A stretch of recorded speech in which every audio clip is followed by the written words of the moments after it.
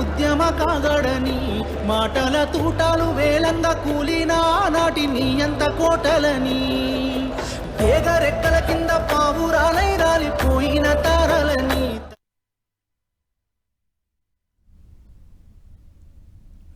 So Telangana భవన్లో కేసీఆర్ జన్మదిన వేడుకలు అట్టహాసంగా జరుగుతూ ఉన్నాయి. కేసీఆర్ 71వ సంవత్సర జన్మదిన వేడుకలను కార్యకర్తలందరూ కూడా సెలబ్రేట్ చేసుకుంటున్నటువంటి దృశ్యాలు మనం చూస్తూ ఉన్నాము. 71 కేజీల కేక్ను కట్ చేసి కార్యకర్తలందరికీ కూడా పంచిపెడుతూ ఉన్నారు. తెలంగాణ భవన్లో మాజీ ముఖ్యమంత్రి కేసీఆర్ జన్మదిన వేడుకలను చాలా గ్రాండ్గా సెలబ్రేట్ చేస్తూ ఉన్నారు. బీఆర్ఎస్ కార్యకర్తలు పెద్ద సంఖ్యన అక్కడ తరలి వచ్చారు. మొత్తం గులాబీమయంగా మారిపోయింది తెలంగాణ భవన్ మొత్తం కూడా.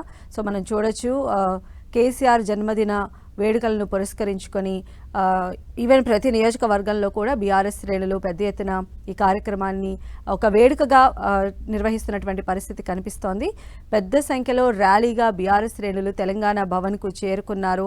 ఈరోజు కేసీఆర్ జన్మదినాన్ని పురస్కరించుకొని కార్యకర్తలు తెలంగాణ భవన్లో కేక్ కట్ చేసి సంబరాలు చేసుకుంటున్న పరిస్థితి నెలకొంది.